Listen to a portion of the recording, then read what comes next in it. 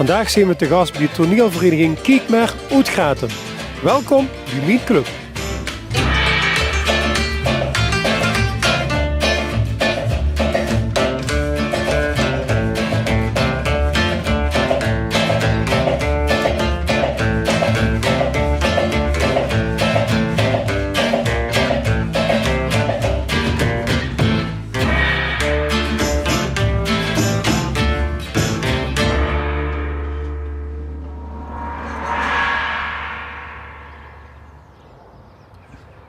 Voor het toneelstuk kan beginnen, moet er heel veel gebeuren. Hè? Ik zie ook hier grimeren. Ja, dat moeten we ook doen, ja. En wie doet ze dat precies? Een heel koffer bied met allemaal gerei. Ja, maar dat is niet voor mij. Dat is van de toneelvereniging. Ja, maar wel nodig zo'n koffer natuurlijk om alles goed te kunnen doen. Ja. En wat is dan het grootste aandachtspunt om in schoot te grimeren? Hoe kun je er aan? Dat het niet blinkt. En het moet een beetje vol zijn, een beetje dikker, omdat het toch allemaal een beetje wiedeweg is. En dan kun je een beetje techniek bekijken, hoor, nog, of niet? Ja, een klein beetje. En als lid van een toneelclub, want dat zijn we altijd nieuwsgierig hier. Wat is dan het schoon om daar aan mee te doen? Ja, het is voor mij en voor Marlie de eerste keer dat we dat doen. Dus ik zou zeggen, vraag me dat over een paar dagen nog een keer. En dan smaak je het misschien nog meer? Ja, een beetje. Ik denk het wel. Ik vind het wel leuk om te doen. Sam, doe moest dat ook nog gewoon. Wie is het om zo te doen? Nou, 's morgens mocht het ook doen, maar wilt Island dat gebroken nee, dus dat is even winnen. Maar op zich, het gaat allemaal heel goed. Dus, En doe best een debutante, zoals het heet, in dit stuk. Akelig, spannend. Nou, ik doe nog een acteeropleiding, dus spannend is het niet echt. Maar ja, het is toch wel een leeftijdsverschil. Dus ga je beginnen een beetje van, wie zal dat zijn? Dat ik de enige jongste ben eigenlijk. Maar dat beviel eigenlijk heel erg goed. En ik werd goed opgenomen in de groep en zo. Dus en een debutant voel ik me eigenlijk helemaal niet. Ik doe dus een toneelopleiding, dus tu vindt het goed schoon. Maar wat is voor dich de passie van toneelspelen? Ja, dat is eigenlijk wel een goede vraag. Ik vind het gewoon erg leuk om te doen. En ja, het is wel altijd zeg maar zo wat ze leuk vindt. Dus ik denk dat de grootste drijfkracht achter is waarom ik te doen. En deze club, Kiekmer, is dat ook iets speciaals voor dich? Nou ja, mijn moeder zit er al jaren bij. Dus ik kwam altijd toch nog jonger worden en kleiner. Ging ik altijd meekijken. En toen vond ik het al leuk. En vorig jaar ben ik regieassistent geweest. Ja, en dit jaar hebben ze gevraagd of ik mee wil doen. Dus daar heb ik geen nee op gezegd. Ja. Iedereen heeft zijn rol bij een toneelvereniging. In dit geval Kiekmer Uitgaten. Wat is dit? Ik ben de kapster. Ik verzorg de kapsels en de pruiken en dat soort dingen, ja. En daar is altijd een voorrol in zo'n pruiken, of wie gaat ze daarmee om? Eerst gekeken naar de rol, wat de spelers spelen. En dan die hebben de spelers zelf aan, wat dat ze graag aan willen van kleren, ook qua pruik of qua kapsel, wat gewoon gemaakt kunt weer. En er is een deel van in voorraad, maar anders werden pruiken gewoon besteld of gekeken en de kapsels aangepast aan de mensen. En ja goed, betrokken bij Kiekmer al lang? Nee, ook net zoals Lisette Grimeuze voor de eerste keer. Dus voor mij is het allemaal nieuw en allemaal spannend, maar wel heel erg leuk om te doen. En waarschijnlijk toch verlanger? Ja, waarschijnlijk wel. Als het een ligt in ieder geval wel, ja. Dus. Als ik net zo aan het spetje naar mijn hoofd, ik net zo zwaar te showen. Oh my god, man! Geef mezelf die koffers lang. Ik moet dat ook weer. Houd dicht in de bruut aan de mond. Ik krijg het kopje van dicht. Voor een beetje nest dat ze best, joh. Nog even volhouden, Anton. Dat zie je daar. Ja, net heb ik een paar debutanten gesproken. Hier weer twee leden die zijn langer lid, of niet? Ja, al jaren. We zijn begonnen met een musical op de Liagere Schuur een keer voor de oudervereniging voor een feest. Ja. En van daaruit zijn we eigenlijk de toneelclub gestart, omdat dat zo leuk wordt. En je zit allebei spelend lid? Ja, ja. En wat voor rol, je zit helemaal in tenue, allebei? Ja. Ja. En wat voor rol? Ja, ik ben een heel chic immers. In PC Hoofdstraat gaat shoppen en zo. Dus Deur. een beetje van niveau, ja. En dich? En ik ben Claire, ik ben de purserette van de boot. Ik moet dus de gasten begeleiden. En ik speel eigenlijk een beetje een dubbelrol, want eigenlijk ben ik niet aan het valsen. Dus er gebeuren allemaal gekke dingen. Ja, allemaal dingen die ze eigenlijk niet verwacht. Wij zijn dus eigenlijk ook voor de lol op de boot. Maar uiteindelijk gebeurt er van alles en krijg je toch een heel andere wending. En nu doet je allebei al lang toneelspelen, maar wat is voor u de passie van toneelspelen? Waarom is dat leuk? Het is gewoon heel leuk om te doen, om zich in te leven in een zangers. En daarbij vind ik die groep heel erg leuk. We zijn al jaren met een vaste groep, daar komen wel eens aan toe nieuwe bij. Maar op zich, die groep is gewoon heel gezellig. Dus het is ook heel leuk om dat samen te doen. En om er samen mee bezig te zijn, daar geniet ik iedere keer weer van. Ja, Dus Kiek maar heeft wel een heel speciaal plaats in die nacht. ja zeker weten. Ja. En zo'n rol, hè, die zag ze al, daar moest zich toch goed in kunnen inleven. Is dat moeilijk? Ja, dat moest altijd even winnen, maar wij kunnen zelf aangeven, we lezen het boekje allemaal en dan geven we 1 of 2 voorkeursrollen aan en dan kijken ze al een beetje van wat past bij mij of wat past juist helemaal niet bij mij. De ene keer is het een rol die heel dicht bij zichzelf ligt, dat is gemakkelijk, of een waar ze juist helemaal niks met hebt. Dat kan net zo goed werken eigenlijk. En qua tekst werd het dan op een gegeven moment is ze best aan het oefenen. Heel tekstvast moesten zijn of kan ze ook een beetje loslaten? Er moest gedeeltelijk tekst vast zijn, want als ik heel gaat anders zit en het komt er nou, ja, dan weet je het niet meer wat moet zeggen, maar er werd wel ontzettend veel bijgemaakt en met oefenen van, oh dat is leuk, dat hoor je weer erin. Dus we volgen niet helemaal de tekst van het boekje meer op en door. Dus dat, maar er moest wel erbij ingespeeld zijn natuurlijk. Ja, dat lijkt me ook. En de kunst is natuurlijk om goed in die rol te blijven en ook een goede intonatie, klopt dat? Kan ze een beetje met experimenteren zelf? Zo van, ik heb die rol en dit werd van mij verwacht, maar door iets bij maken? Ja, dat kan wel, want ja, kijk, de tekst is best wel dreurig. Ja. Wij passen hun dingen ook aan en als iemand een goede inval heeft, dan werd dat erin gooien en dan blijft het ook zo. En dat maakt ook het stuk van zichzelf, van de vereniging zelf. En zo zich zonder toneelspelen kennen? Ja, ik denk het uiteindelijk wel, maar ik doe het wel heel erg. Ik vind het wel heel erg leuk. En zonder Kiek maar? Ik zou niet zomaar bij een anger gaan, bij een angervereniging. Nee, ik zou echt, want ik ga altijd vergelijken. Ja. En hier is gewoon, we hebben een hele goede bandje omgereden. Ja. Er valt wel een schat voor en er is wel een soort gat, maar we komen er over het algemeen wel altijd wel weer uit. Ja. Kiek maar blieft. Ja, dat hopen we, ja. Ja. Helene ook. Kotlijn, ik heb die net opgegeven om... Kiek maar besteedt voornamelijk goed. Vrouwen heb ik straks gezien, maar er zijn ook een aantal mannen bij. Ik was er daar ene van. Ja. Ook al lang bij de vereniging? Ja, ik ga nu met 12 stuk spelen. 12 stuk. Ja. Ervaren toneelspeler. Ja, dat kan ze zeggen, hè. En ja goed, als het zo lang duurt, vindt ze het uiteraard leuk. Maar wat is voor dich persoonlijk, dat is nu echt mijn passie. Ja, toneel is gewoon mijn ding. Dat is, ja, wie ik pas begon, zag ik van, ja, dat is het niet. Hier moet ik het zo zien, we hebben nooit gedaan. Ja. Maar nu, ieder jaar werd het beter. En waar komt het dan op aan? Ik hoorde straks een stuk, toen moest ik erin leven, of in die rol. Wie doet ze dat? Ja, ik denk ook dat we veel te oefenen. We beginnen al in september met de repetities. En op een gegeven moment groeit ze zelf in die rol die we gaan spelen. Hè. Want ja, september al, dus dan wordt je op het tijd begonnen. Een aantal maanden voor het stuk. Wie moet je me dat voorstellen? Repeteren hier in de zaal ook, doe je samen natuurlijk. Maar ook thuis? Nou, nee, ja, zelf toe is het over niks. We doen gewoon eindelijk aan de week, stenden s'avonds, komen we naar huis bijeen. Niet thuis voor de spiegel? Nee, Dat gebeurt niet. dat gebeurt niet. We gaan allemaal samen, eerder dinsdagavond, op een plaats doen we dat dan. En 12 jaar toneelspelen, het lid van Kiekmer. Heeft Kiekmer dan ook een speciaal plaats in die hart? Ja, ik moet wel zeggen, een heel speciaal plaats, want ik zou het echt nog maar willen missen. Is het echt 10 club geworden? Ja, dat is echt mijn club. En komt dat ook door de mensen, andere mensen die meedoen? Ja, ik denk dat we wel echt een hechte club hebben, ja. Want ja, als iemand gaat hele soorten werd over gekaart omheen en als er privé dingen zijn, dan werd zelfs over gekaart. Dat is echt, ja, we zijn nu een eigen hechte familie, zal ik maar zeggen. En dan hebben ze daarvoor spelende leden en andere mensen. Welke mensen zijn nog meer betrokken als ze dat een beetje globaal kunnen schetsen bij een toneelclub, toneelvereniging? Ja, dat is de regisseur dan. Hè. We hebben nu het eerste jaar eigenlijk een assistent regisseur dan. Hè. Daar wordt hem dan met helpt. En dan hebben ze nog ja, de decorbouwers, zeg maar zeggen, en de griem wat erbij zit. Ja, dat duurt er toch eigenlijk allemaal bij, want zonder die mensen kunnen ze eigenlijk niet toneel spelen. En licht en geluid? En licht en geluid uiteraard, ja. Ze kunnen gaat bekijken voor dat allemaal letterlijk op de planken te brengen.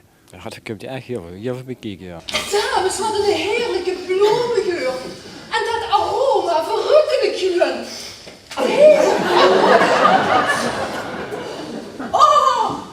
Mevrouw, ik denk dat ik al weg ben, dat bedoelt je. Wie de hoorde gloei. Oei. 47,11. Ja, dat werd ze nog. Dat moest mama dat ook altijd. Ja, dit is meer door het flesje van de mam. Ja, nee. Zo'n jongen ruikt wel anders terug, hè. Dat spelende leden, maar ook mensen die zijn natuurlijk belangrijk bij een vereniging dat alles klaarstaat opgebouwd werd. Daar zorgde ik voor. Nou, onder andere het decor, dat is mijn gedeelte. Samen met mijn collega uiteraard en nog veel andere handjes. Zo'n decor, hè, waar we nu dan voor staan van de boot, want het gaat over averij op de Albatros. Bedenkt ze dat dan zelf of wie gaat dat in zijn werk? In het verleden, toen we pas begonnen, toen was ook het ontwerp van mijn kant. Tegenwoordig kregen we het aangeboden door de regisseur. Dus we kregen een concept aangeboden. Uiteraard hebben we de vrijheid om daar ons gedachten voor los te laten. En concept, dan bedoelt ze van, ja, eigenlijk wordt er al een tekening aangeleverd en dan moesten we met gewoon stoeien? Ja, een tekening mooi op schaal en dat, inderdaad, daar gaan we mee aan de slag. En dat proberen we dan uit te vergroten in dit geval. En ja goed, details verzinnen we er zelf bij om het meer te laten spreken. En wat voor materiaal, want het moet natuurlijk gemakkelijk, snel, wat voor materiaal wordt gebruikt en licht? Ja, nou we hebben vanaf vorig jaar, we zijn dus vorig jaar in de BMW terechtgekomen, hebben we nu je panelen aan moeten schaffen. Dat is gemaakt van 9 mm multiplex met een houten constructie erachter. Dus redelijk licht, maar ook heel stabiel. De panelen hebben een vaste maat, 3 meter 10 hoog en 1 meter breed. En daar hebben we dan varianten tussen van 50 centimeter breed. En daar kunnen we voldoende met variëren. De kracht om het stabiel te krijgen zijn de U-profielen, de stalen U-profielen die we op de vloer leggen en op het eind dan boven erop tikken. We staan hier voor het decor. Het moet een boot uitbeelden natuurlijk. En we zien ook de patrijspoorten. Het bouwen, daar ben ik verantwoordelijk voor. Maar geldt het ook voor het schilderwerk? Ja, nou in dit geval de grote vlak hebben we zelf opgebracht. Dat is ook niet zo lastig met een rollerken en wat spuitwerk. De details rondom de patrijspoorten, dat is het werk van de paintbrusher. Daar hebben we dit jaar kunnen inhuren. Hij heeft er Brodeo voor ons gedaan. En ja, dat zijn dan toch juist de details die het afmaken en het wat diepte erin brengen. Ja, ik wil net zeggen, dan Christen natuurlijk het effect was we willen beogen. Dat de mensen die diepte zien. Ja, klopt. Het wordt je vaker gebruikt misschien? Nou, dit was het eerste jaar en ik denk dat we zeker die techniek erin houden. Oké. Ja. Hier zit natuurlijk meneer Naat. Daar weer de sticht aan. Dat zit het kwakje. Oh, met die kwakker naadje. Dit is mijn vrouw. Wat doe je een mondje? Laat weg naar het woord doen. Och, binnen mensen kan zo lang dradig zijn. Ja, maar ik wil alleen maar zeggen dat... Ik heb helemaal niks te zeggen, Anton. Ja, een van de spelers staat hier ook tegenover mij. Met wem heb ik het genoegen in het toneelstuk? Ja, in het echt ben ik Joost Ramakers, maar in mijn rol ben ik Jean, een personal purser. En wat duidt hij personal purser? Het zit al een beetje, maar wat duidt hij? Ja, ik doe eigenlijk alles op de boot. Alles wat zijn er klachten, moeten dingen geregeld worden. Ik regel het, ik doe het. Ja, meestal moet ik het ook gewoon doen, want ja, die kleren die... Dat werkt niet? Nee, dat werkt niet. Dan moet ik het maar zelf doen. En ja, dus steeds in volle ornaat. Een personal purser wordt ook zo... Ja. Pietje precies? Ja, ik vind het wel, ja. Er moest een goed overkomen hebben. Die kind ook wel een spijkerbroek hebben en een jasje een beetje slonzig. Nee, het moet netjes zijn. Dat wordt ook zo. De kapitein zei ook, dat moet zo. Ja. Ik eis dat ook voor mijn personeel. Alles picobello. Alles voor de klantje. Alles voor de klantje. Ja. Kijk, nu toneelspelen, nu hebben we even gedaan, toneelspelen. Wat betekent dat voor dich persoonlijk? Even weg uit de dagelijkse sores, even dat jas uit met stress en werk. En even gewoon lekker lol doen, lekker op het toneel, even lekker die ding doen, zonder een beetje, ja... Lekker die bal gewoon eigenlijk. En welke rol, want je hebt best wel lang lid trouwens? Nee, dit is mijn eerste jaar. Eerste jaar? Ja, dat is mijn vuurdoop. En waarom was de kriebel zo of de gedachte van, ik ga een toneel spelen? Nou, ze waren al een paar jaar aan me gaan trekken. En in 2012 was ik nog prins en toen was het nog een beetje druk. En in 2013 stonden ze weer bij mij voor de deur. En ik denk, ja, ik kan nu niet meer nee zeggen. En ik had al wat ervaringen met de Bondje Alphen in Gratum. Dus ik denk, Ja, dat vond ik altijd leuk, maar dat is 12 minuten, dat is 2,5 uur. Dus dat was wel even zo'n omschakeling. Maar Moest je zich langer concentreren? ja. Ik moet hebben nu eigenlijk het geluk dat dit stuk is niet een bepaalde hoofdrolspeler. Eerder net eigenlijk even veel. Dus toen kun je tussendoor ze wel even 10 momenten voor rust pakken. Averij op de Albatros heet het stuk 2014. De liste. Morgen ook nog. Hè. We konden geen data nemen, maar goed, dan kennen de mensen ook nog. Of die gewoon er nog kijken. 1 stuk per jaar wordt er opgevoerd. Ja. Dat is ook genoeg. Ja, dat is wel genoeg. Ja, we zijn vanaf september vol bezig. In december heb ik voor de eerste keer het stuk helemaal gedaan. Dat was eigenlijk al een unieke. Dat ging eigenlijk weer in een trein. En vanaf januari waren we in de zaal. De puntjes op die te zetten. En nu ben je een debutant, zeg maar, wel met ervaring, revue-ervaring of bonte-ervaring. Krijg je ook nog tips van oude rotten? Jazeker, we hebben een goede regisseur. Die zei altijd wie het moest doen. Dat trek ik mijn lering uit. Maar ook mijn collega's die zeggen van, zou ze dit eens niet doen, dit eens doen. Ja, dat moest allemaal metpikken. Nu kent ze die mensen wel waarschijnlijk, maar is het ook een bijzondere club? Ja, het is een zeer bijzondere club. Dat zijn allemaal mensen die kennen elkaar. Ja, in eerste instantie zou ze zeggen van ja, het is jong en oud, maar dat pakt zich zo fijn. Dat is eigenlijk gewoon een vriendengroep eigenlijk. Dat heb ik nu al gemerkt. Dus leeft hij het maakt niks uit? Nee, maakt niks uit. Jong, oud, dat pakt zich allemaal. Vooral in Gratum, dat is echt geweldig om te zien hier. Best was toe is onmogelijk. Wie denkt hier nog aan eten? Ik hoor trouwens dat we aan de competitie voor het eten hier, ja? Ja, maar wie moet ik dit nou weten zeggen? Als toen het vlotraad gelopen hebt, voor een landau geweest. Als toen dan een gebroeien knarie van ik niet helemaal terug heeft zo te gaan. Christa, kun je heel gaat bekijken bij zo'n toneelvereniging of dat allemaal te organiseren?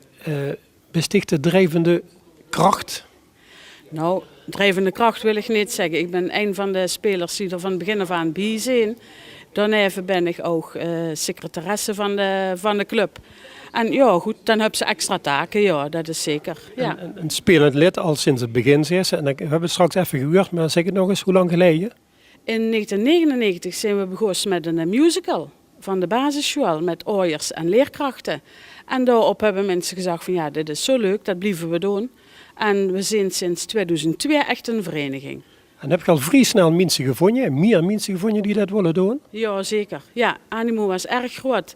Er zijn er ook echt, ik weet niet wie veel, al van begin af aan bij. Die zijn niet weg te krijgen natuurlijk. Een bepaalde leeftijd, als je zegt dat mensen lid mogen worden, of heb je geen leeftijdsgrens? Nou, we hebben geen leeftijdsgrens, maar het moet natuurlijk wel bij het geheel passen. Er moest ook stukken kunnen vinden voor verschillende leeftijden. Ja. Wie nu, Sam is bijna 18. Een dochter? Dat is toevallig mijn dochter, ja. En heb ze een groter leeftijdsverschil, wordt het ook moeilijker om een stuk te krijgen natuurlijk, ja.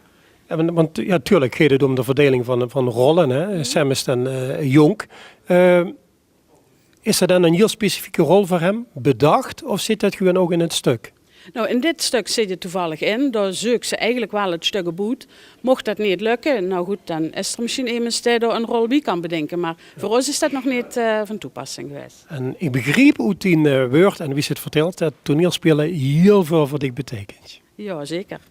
Het is echt een uitlaatklep. Daar kunnen ze doen wie ze wil. En even boeten zichzelf draaien, zal ik zeggen. Ja. Maar kent ze dat als ze zegt van, er zit zo tegenover mij, heel lief en aardig. Kent ze ontzettend giftig worden in een stuk, kan dat? Als dat moet, dan zal ik dat zeker kennen, ja. Dat lukt? Jazeker. Ik geloof het direct. Ik word al een beetje bang. Toneelspelen betekent veel voor dich, heb ze net gezegd. Betekent kiekmer ook heel veel voor dich? Ja, natuurlijk. Als je er van begin af aan bij bent bij de oprichting geweest, ja, dan betekent dat heel veel voor dich, ja. En dan wil je gewoon dat het een fijne vereniging is en blijft. En je hebt ze alle vertrouwen in, begreep ik, is Kiekmer zit gewoon letterlijk in die hart. Absoluut. Het is een fijne groep. We doen het echt met z'n allen. En ja, het is gewoon een familie, zal ik zeggen. Ja. Ik heb nog één vraag, Chris. Als ik zo zie dat toneel spelen, dan denk ik, ja, dat is misschien moeilijk. Maar aan de andere kant, dat moet ik toch ook kennen. Heb ze misschien een klein rolje voor mij? Oei, ja Henk, ik ken dich nog niet zo lang. Maar ik denk dat ik wel een chance voor dich weet. Niet te moeilijk, hè? Durf ze het aan? Durf ze met ons met te doen? Ja, ik wil de gok wagen. Kom even een telefoontje plegen. Momentje. Ja. Ja, het is met Nicky. Ja, hier is alles rustig, joh. Maar nog eens niets wat ik vanavond gedaan heb. Ik heb gekiend. Ja. Ja, 2 rondjes heb ik het volgooien. En nog geen prijs gewonnen, nou nog niet. Wat? Wat zie je? Nee, dat weet ik allemaal nog niet zo precies. Nee, dat moet ik nog allemaal uitzoeken. Ja. Oh, dat zijn die aardig dat mensen aan boord zijn. Jo, ik kijk even op het dek, joh. Is goed, Wacht, nee. ik bel die straks, daar komen mensen aan. Ja, toen spelende leden bij Kiekmer, een toneelvereniging, hebben we straks gehoord, is de korbouw is nodig, maar ook licht en geluid. Waar ben ik verantwoordelijk voor? Ik doe het geluid regelen voor Kiekmer. En we zien hier een flinke mengtafel natuurlijk, met allemaal knupjes. Daar gaan we niet allemaal uitleggen, maar wat is nu het belangrijkste wat ze op moeten letten gedurende de voorstelling? Dat het voor iedereen verstaanbaar is. En niet alleen voor mij. En wie werkt het dan? Hebben mensen microfoontjes omhangen of wie moet je me dat voorstellen? Nee, we versterken het hele podium uit met 2 microfoons. En daarmee wordt het gedaan gewoon. En daar vangen we al het geluid mee op. En daar kent ze ook heel specifiek ook alleen de een gaat hel stum of zo, dat moet niks uit? In principe moet je het niks uit, want als dat ene hel moet spreken, als zo'n intonatie opzet, dan wordt het ook zo doorgegeven aan het publiek. En ja, het geluid was helemaal klaar, heb ik net vernomen. Het leek ook helemaal in orde? Ja, vanavond wel. Gisteren hebben we nog het probleem, maar die zijn nu opgelost. En dit gaan ze ook niet te testen, dat ze zegt van ik moet even kijken of die lampjes dat allemaal doen? Ja, dat ga ik zo doen. Komt allemaal goed. Ja, ik heb een hekel aan ballet. Al die jongens in van die strakke leggings met zo'n bobbel in de box. Oh. Nee. Je hebt net naar buiten de DJ. Het stapjes. Dat is veel leuker. Je kunt heel goed bekijken bij een toneelstuk voordat hij daar echt op de planken staat. En maar er moet immers de regie hebben. Dat heb je. Ja, dat klopt. Ja. En wat doet nu een regisseur? Hij probeert van een basisstuk wat ze eigenlijk uit een beukske hoort, probeert er eigenlijk een leuk verhaal te smeden. Waarbij de spelers eigenlijk doen wat ik van hen verwacht. En moesten dan als regisseur, dat is misschien vanzelfsprekend, maar moesten dan de spelers goed kennen? Ik doe dit nu voor het 2e jaar en het is natuurlijk plezieriger als dat ze op een gegeven moment ook een beetje wedstrijd speler in elkaar zit. Ja. Dat heeft een voordeel. Dan werd ze ook weer verse kind gewoon en dan werd ze ook weer verse aan toen niet moest gaan. Dus dat is wel belangrijk. Ja, maar niet iedereen kan natuurlijk eenzelfde rol goed invullen. Heeft het dan ook te maken met een karakter van een persoon of wie er overkomt? Of hoe kijk je als regisseur nou?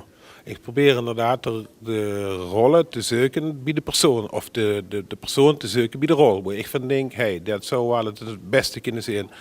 Wat we over het algemeen eigenlijk doen is dat we iedereen het verhaal laten lezen van tevoren. En dan geven ze zelf aan hoe ze zelf in denken dat ze goed zijn. En heel vaak hebben ze dan al voor 80-90% hebben ze de rollen al verdeeld. Want ze vullen natuurlijk zelf ook heel goed aan welke personage vaak het beste bij haar past. Dus als regisseur, goed, het beste natuurlijk om de puntjes letterlijk op i te zetten. Dat is dan het volgende traject. En vervolgens begint ze met repeteren. Dat is dan een 7 maanden of 8 maanden, 1 keer in de week. En dan begint ze, bij wijze van spreken, per bladzijde begint ze het door te akkeren. En per bladzijde schrijft ze dingen weg en voert ze dingen toe. Toen ze het eindverhaal bereikt, hebben ze stoel van dingen van zo wil ik het uiteindelijk hebben. En als regisseur constant verbonden aan deze club, aan Kiekmer? Nee, sinds het 2e jaar nu. Dus dit jaar is het 2e jaar dat ik met haar op de plank staan. En dat vind ik erg goed, moet ik zeggen. Een leuke club. Ja, kijk, dat is alweer belangrijk om te horen. Ze zien er nu niet, dus ik kan ook anders gezegd werden. Maar je vindt het een leuke club, maar is het ook een club die, we hebben het straks wel gehoord van mensen heel persoonlijk, allemaal hecht voor toneelspelen hebben? Ja, het zijn echt mensen die heel graag op de plank staan. Het is, ik beschouw het ook altijd als haar feestjes, iemand er te plezier in hebben. Het is hun vereniging. Ik mag samen met haar er het mooiste van maken, tenminste dat probeer ik met haar. En zolang ze er allemaal ook goed achter staan, gaat het natuurlijk ook heel goed. Dus dat voel ik wel. En zie maar dat er plezier in hebben. Het is hun ding, hun feest. En ik ben er alleen om haar te helpen het feest zo goed mogelijk te laten verlopen.